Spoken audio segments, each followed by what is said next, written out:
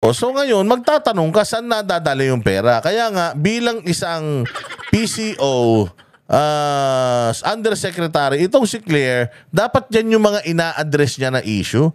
Hindi yung mga issue na binabato ng mga Duterte because most of the time, itong mga sinasabi ng mga Duterte is addressed to the people, hindi naman sa inyo.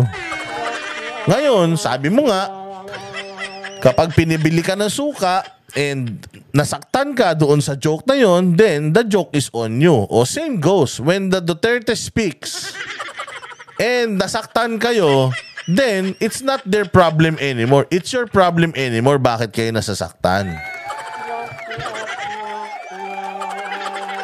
Di ba? Oh, yan ang sinasabi ko sa inyo. Oh, mga bossing. Kaya eto, dahil sa dami ng mga problema ng bayang Pilipinas, etong si VP Sara ay nanawagan sa taong bayan na if you are not happy, you can actually shout it out sa Facebook, social media. If you have a YouTube account, then you can go ahead and shout it out there. Kumbaga, wag kayong tatahimik because according to Mayor Magalong, silence is not an option. If you go silent, they'll just think na you're good with what's happening.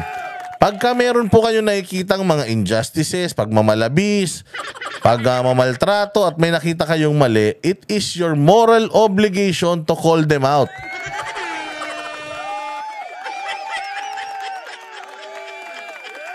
Ngayon, kung wala kang ginagawa, banjing-banjing ka lang, and then at the end of the day, bigla ka magre-reklamo, then you should ask yourself, what have you done so far to at least make them change the system?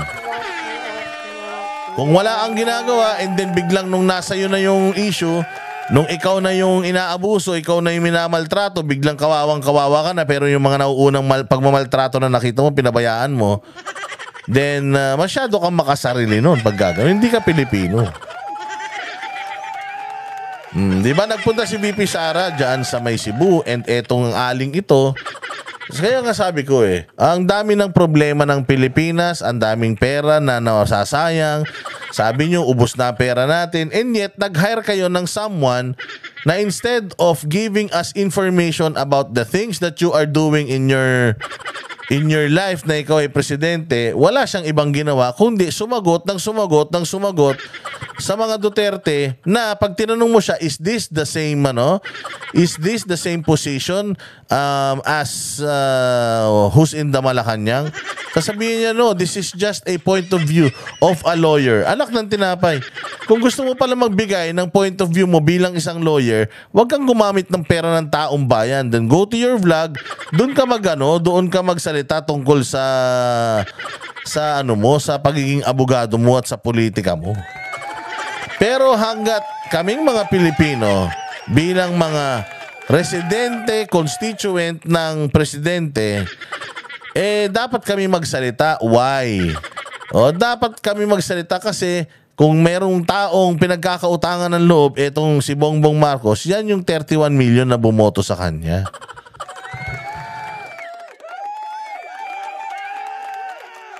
Ngayon, pakinggan natin itong bagong panayam sa aso ng Malacanang. Na ang trabaho sumusweldo, ang trabaho yakyakan. Lahat ng mga comment ng mga Duterte bantayan.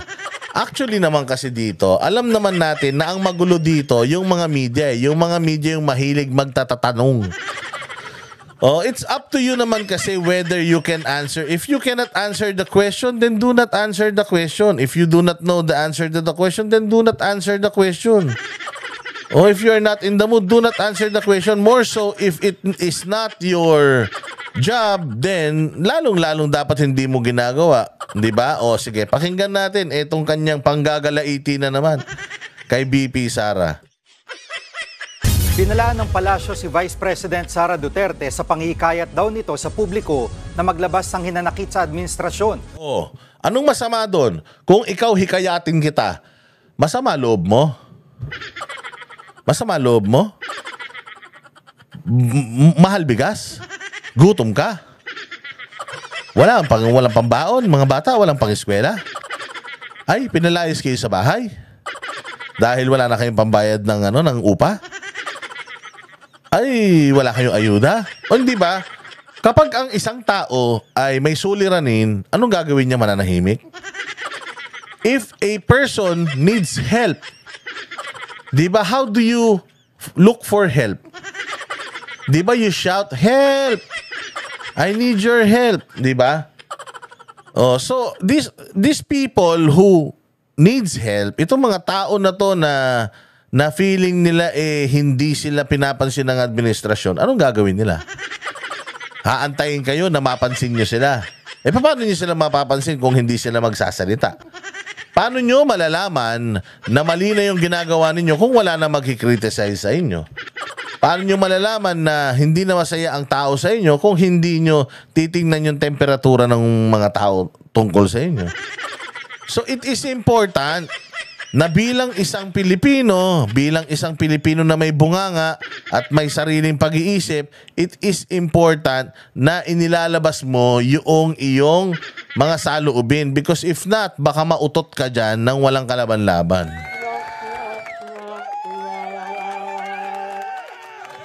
So the Vice President is calling for Filipinos who are affected by poverty to what?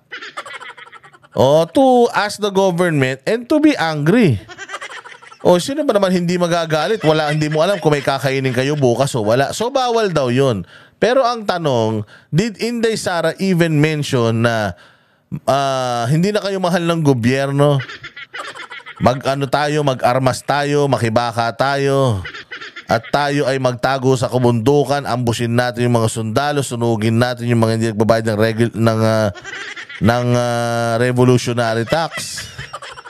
Hindi ba? Yun ang dun. Yun ang sa tingin ko talagang medyo delikado dun sa mga salitaan na ganyan. Pero kung lang naman, kung di na kayo masaya, siguro maraming susumbong sa kanya. O sabi niya, kung di na kayo masaya, do not vote for his slate. Do not vote for him. Or, might as well, while you do that, samantalahin mo na. Banatan mo na sila ng banatan. Babala ng Malacanang, pwede ang mauwi sa kasong sedisyon. Nasa frontline balitang yan si Maricel Lili. Bumuelta ang Malacanang sa pahayag ni Vice President Sara Duterte na pwede raw ipakita ng taong bayan ang kanilang galit sa gobyerno. Pwede naman talaga Kailan ba kasi pa pinagbabawal yun? Natatandaan natin, hindi ba? Kaya nga tayo nagkaroon ng people's power or people power at revolusyon noong panahon ng tatay mo. It's because nagalit na sila, napuno na sila, kaya napuno din ang EDSA. So ngayon, ang ibig mo sabihin, bawal lang silang magalit? Claire, totoo ba to? Na ang mga Pilipino bawal lang magalit sa presidente? Hindi totoo yun. Ang mahirap, yung wala ka namang ikakagalit tapos nagagalit ka, baliw ka na nun. Pero yung ganito nangyayari sa bayan natin with all the problems that we are facing, lalo ngayon mag-i-eleksyon, tapos sasabihin mo, wag pa rin magalit. Sabi ko nga sa inyo, ako nung nakaraan, nandiyan ako sa Bulacan. Nangangampanya tayo. Public speaking tayo. Ipinakilala natin yung PDP laban sa mga tao dyan sa Bulacan. Pagkatapos, mga bossing, napitan sa akin lahat. Nanghihingi lahat ng pera, bigas, may reseta, may namatay.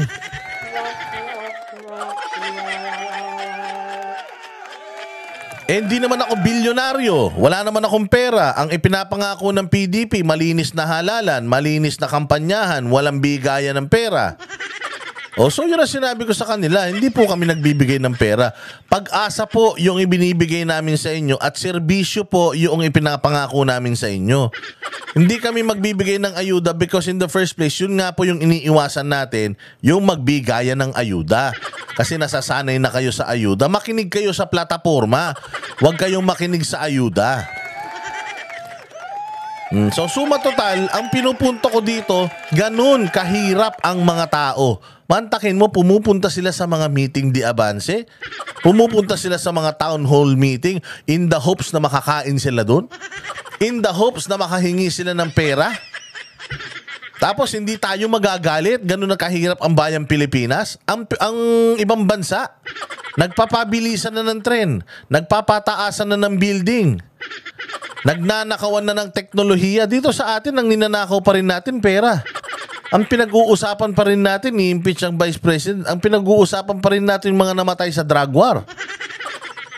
Nandoon pa rin tayo. So, paano tayo aabante? Paano tayo uunlad kung yung mga dating karatig bansa natin dito sa Asia, ang yayaman na?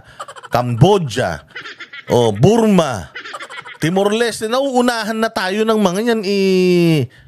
Ngayon ko nga lang narinig yung mga bansa na yan Paano matuturing na sedisyon yan? Lalo na kung sinabi mo na if hindi na kayo masaya, then mag-ingay kayo at magreklamo. Magreklamo lang yung sinabi niya, bawal magreklamo. Buti sana kung sinabi ni Inday, kung hindi na kayo masaya, pumunta na kayo, kumuha kayo ng batuta, kung anong armas, kutsilyo, o kaya basag na bote, tapos pumunta na tayo sa Malacanang at agawin na natin. Palayasin na natin yan. Yun ang inciting to rebellion at yun yung hindi maganda.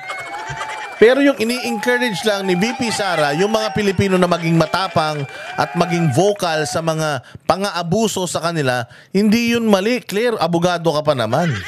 Sinabi yan ni VP Sara nang mag-ikot siya sa ilang barangay sa Cebu City kahapon. Giit niya, protektado ng saligang batas ang karapatan ng kahit na sino na ipahayag ang kanilang hinaing sa administrasyon. Eksaktamente, ipahayag yung kanilang hinaing. If in the process of saying that super frustrated na may nasabi siyang a little bit seditious or a little bit na sobrang frustrated yan siya, may mga nasabi na siya na hindi niya dapat sabihin, anong gagawin ng gobyerno? Call out mo yung attention and then sabihan mo yung nagsasalita na masama ito because baka makulong ka dito, hindi mo magugustuhan. Huwag mo na itong uulitin. But in the case of VP Sara, her asking people to air their grievances sa gobyerno, that still falls under the freedom of expression. Pero babala ng palasyo, isang hakbang na lang ito bago ituring na sedisyon. Bantay mo munang humakbang dun bago ka magsalita. Ang tanong, Claire, ito malinaw na tanong.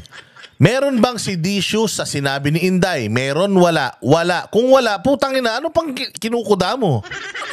Ano pang ini-statement mo kung wala namang seditious dun sa sinabi niya? Wala namang rebellion dun sa sinabi niya. Anong dinadaldal mo? Unang-una nakakalungkot po. Anong nakakalungkot? Nakakalungkot na ano? Na mula sa pangalawang pinakamataas na leader ng bansa, ay mukha pang nag-i-encourage siya sa mga tao na magalit. Hindi niya ini-encourage na magalit. Bobo ka pala talaga Ini-encourage niya yung tao na kung galit, magsalita. Ang linaw Ang malabo, yung comprehension mo, yung pagkakaintindi mo. Maybe you are clouded ng yung sobrang kapangyarihan ngayon. Yung kasikatan mo ngayon, baka you are being clouded o yung bayad sa'yo dyan. Baka you are being clouded. But it is clear doon sa statement ni VP Sara, ang sabi niya doon na if you are angry and if you are mad, then hindi masama yun. Hindi masamang magalit, hindi masamang magtanong, hindi masamang magbatikos sa mga kinauukulan. Even me, sabi ni Inday Sara, if you have something bad against me, then go ahead. Kita mo, ang daming mga nagbabadmouth sa kanya. Ang daming bumababoy kay VP Sara. Nagdemanda ba si VP kahit isa? Nagdemanda ba? Katulad dito si Torre, hindi naman siya apektado. Doon sa mga sa mga issues ng bayan natin ngayon, di naman niya trabaho, pero anong ginagawa niya? Demanda dito, demanda diyan. Yun ang pinakamasaklap sa lahat. Yung hindi ka na makapagsalita, hindi ka na makakilos dahil sensitive yung mga nasa gobyerno. Again, if you do not like what you are hearing, stop listening. If you do not like what you are reading, stop reading, unsubscribe, unfollow. Plain and simple. If you do not like me, I don't like you too. So Claire, question here is, Is there something seditious doon sa sinabi ni VP Sara? If there is none, then wala ka na dapat pinaliliwanag pa. But you're making it appear like si VP Sara inuutusan yung mga tao na magalit. Gago? Tangina, kung ako hindi ako galit at utusan mo akong magalit, ba't ako magagalit? Hindi ba? Ang tao, hindi mo na kailangang utusan yan kung galit o hindi. Kami nga, galit na eh. Inutusan ba kami? Hindi naman. Itong sinasabi namin, sa amin lang naman to.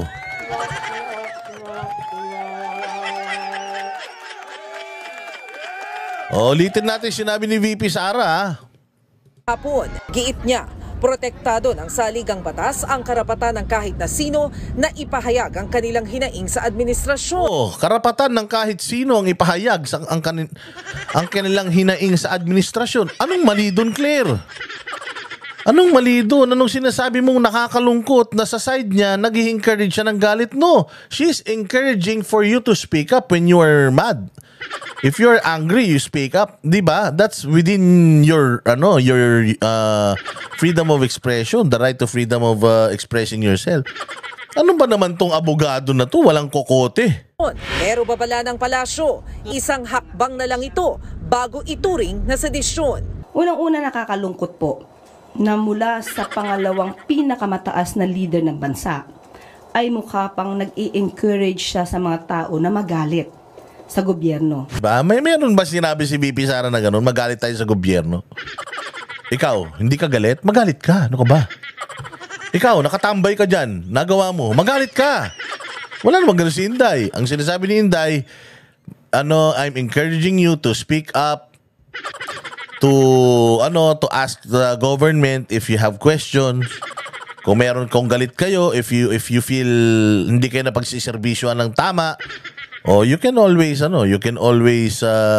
criticize the government if you want. It's within your rights. Di ba kasimple? Hirit pa ni Castro, bakit ngayon lang daw nagsasalita ang bise? Bakit ngayon lang nagsasalita ang bise? Kung hindi ka ba naman tanga? Ang tagal nang nagsasalita ng bise. Bobo. Alam mo ba, noong una, ayaw magsalita ng bise. Nagtatrabaho lang siya. Binabanatan siya. Sabi niya, wag na muna natin pag-usapan yung 2028. Dito muna tayo sa 2025. Dito muna tayo sa kasalukuyan. Trabaho muna tayo. Ikaw na nagsasabi. Noong pagdating doon sa South China Sea, hindi rin siya umiimik. Di ba? Ngayon naman, na nagsasalita na siya, nagagalit ka naman. Ba't ngayon lang nagsasalita? Tanga ka pala eh. Tsaka hindi lang ngayon nagsalita si VP Sara. Tagal-tagal niya na nagsasalita. Ngayon, kung ang sasabihin mo, ba't ngayon ka lang nagsasalita? Bakit nung panahon ng tatay mo, hindi ka nagsasalita? Bakit? Ano bang problema nung panahon ng tatay niya? Tuwan-tuwa nga kami sa pamumuno ng tatay niya eh. Kaya nga kami gigil na gigil ngayon eh. Kasi ang ganda ng pamumuno ng tatay niya, tapos yung pamumuno nung ngayon, bulok. Alam nga naman magsalita siya sa pamumuno ng tatay niya. Alam naman niya na maganda yung ginagawa ng tatay niya. Besides, maganda rin naman yung ginagawa niya as mayor. Bakit siya makikialam sa national? Noon, mayor siya. Ngayon, national siya. Dapat lang makialam siya sa national, tama? Samantalang mas malala pa raw ang sitwasyon nung panahon ng kanyang ama na si dating Pangulong Duterte. Pero bakit naman ngayon lang? Mas marami naman din pong nangyari nung panahon ng kanyang ama. Anong nangyari? Sige, pag-usapan natin yung mga nangyari nung panahon ng kanyang ama, ha? Ang passport naging 10 taon. Ang lisensya naging 10 taon. Nawala ang red tape. Bawal na nakasimangot yung mga mga tawag diyan, mga empleyado ng gobyerno, bawal. Nagkaroon ng Marawi siege, naayos naman niya. Nanalo naman tayo sa laban against ISIS diyan sa Marawi. Maraming mga bagyo, maraming mga lindol, konti lang ang nalagas sa atin. At dumaan ng pandemya, nairaos naman tayo ni Duterte. Anong sinasabi mo? Magbigay ka kasi ng specific na ano yung mga ginawa ni Duterte noon. Nung nakaraan, tinatanong ka eh. On top of your head, ano yung ginawa ni Duterte? na masasabi mong diktador siya? Wala kang nasagot. Tapos ngayon nagbibitaw ka na naman ng ganyan. Mamaya may magtanong na naman sa'yo, ma'am, ano po yun? Ano yung mga masasamang ginawa ng tatay niya noon? Kasi kung ang sasabihin mo war on drugs, ma'am, mag-ikot ka sa buong Metro Manila, buong Pilipinas, and you ask the people, ano ang nagustuhan nila kay Duterte? All of them will say, naging peaceful ang bayan namin, lugar namin, barangay namin dahil naubos ang mga adik. Magbigay ka ng example, hindi yung pumupropaganda ka. Abogado ka tapos pumupropaganda ka. Tapos may sinasabi pa siya na si Duterte daw noong 2017 was awarded ng pinaka-corrupt na presidente. What? Can you Google kung sinong pinaka-corrupt na presidente sa Pilipinas? Can we ask ChatGPT kung sino kung sino yan? Who's the most corrupt?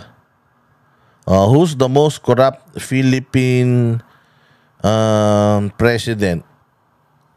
Subukan lang natin kung sino lalabas.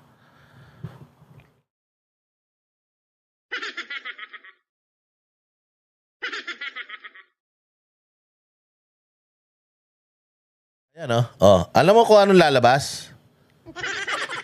Ayan ang lalabas kayo na magbasa. Ayan Ferdinand Marcos as emblematic. Ayan emblematic of widespread corruption. It's not even in Google. It's not even in ChatGPT. Hindi ba itong mga mga AI information gathering applications na to assessing which Philippine president was the most corrupt inherently subjective and depends on the criteria used, such as the scale of corruption, its impact on society, or the methods which it was carried out. However, many historians and political analysts frequently point to the regime of Ferdinand Marcos Sr. as emblematic of widespread corruption. Emblematic. So, yung sinasabi mo na si Pangulong Duterte pinaka-corrupt, saan nanggaling yun? Bakit nung umalis si Pangulong Duterte sa bilang presidente, nagpapasalamat pa yung mga Pilipino sa kanya? Actually, matatapos na nga lang siya, gusto pa siyang i-extend ng mga Pilipino Saan nanggagaling, Claire, yung mga sinasabi mong kapekean? Abogado ka pa naman, tapos Malacanang USEC ka pa naman ng PCO, tapos peking impormasyon yung feed mo sa tao. Google mo. So parang ang pag-encourage po ba niya na magalit ang tao, meron po ba itong link doon sa sinasabing destabilization? At Sinong nagsasabi ng destabilization? Meron ba silang kaso ng pagde-destabilize sa korte sa bayan? Wala naman. Meron lang impeachment kasama 'yun, pero itatakel pa 'yun. Innocent until proven otherwise. Ano ba naman to abogado na to? Kaabogadong tao walang alam. Patungkulan palagi na ang taong bayan ay dapat nang kumilos laban sa gobyerno. Hindi na bago ang palitan ng patutsada ng Pangulo at ng mga Duterte. Pero depensa ng palasyo, gusto nang ihayag ng Pangulo ang kanyang saloobin para ipakita na hindi siya mahinang leader. Mahirap po na yung isang party lang ang sumusuntok.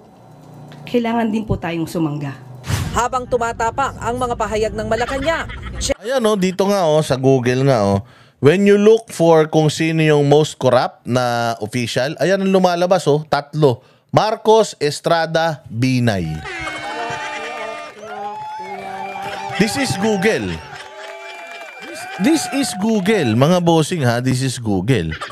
I mean, hindi natin pwedeng sabihin na Google is right and Google is wrong, pero ang masasabi natin, according to, if you're talking about data, if you're talking about data, yan yung totoo na if you go to ChatGPT and ask ChatGPT, Ferdinand Marcos, if you go to Google, 3 tao ibibigay niya sa'yo. Walang Duterte. Walang Duterte. Hindi ko kasi alam kung bakit kasi galing-galingan. Kung bakit kasi galing-galingan etong ating PCO, Diyos ko po, masyado kasing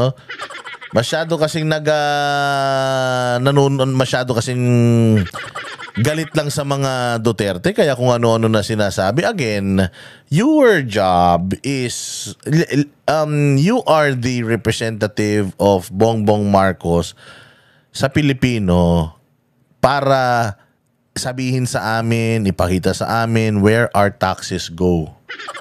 Ano yung mga projects, ano yung mga aasahan namin as a Office of the President, and yung pagdating sa presyo ng bigas, pagdating sa ganito, ano ba yung mga ginagawa nyo? Yun yung trabaho mo, pabanguhin yung amo mo. Alamin mo anong ginagawa ng amo mo, then i-report mo sa amin. Yun ang trabaho mo, hindi mo trabaho na pumunta ka dyan tapos araw-araw lang ang buong bibig mo yung mga statement ni VP Sara. Para ka talagang vlogger ng mga tanso. Kasi kami ganito, kaming mga vloggers na ang lining namin, mga Duterte, pagka meron kami reklamo, pinapakita namin kung ano yung reklamo namin. Consistent kami. Ito reklamo namin sa iyo, Bongbong. Reklamo namin sa inyo, Congress. Reklamo namin sa inyo, PNP. Ito reklamo namin sa inyo. Ganun kami. Kayo ang ginagawa ninyo, pag ako nagreklamo, babatikusin nyo ko saan? Si Boss Dada, ang cute-cute talaga. Ang pogi-pogi. Hindi nyo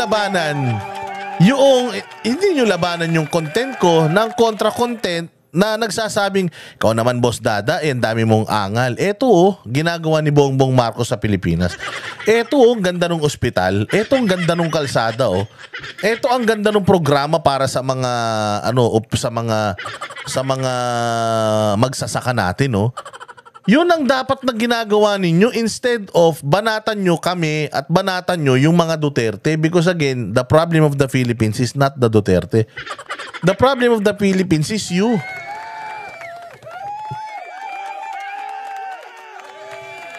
Tapos ano pa yung sinasabi ninyo?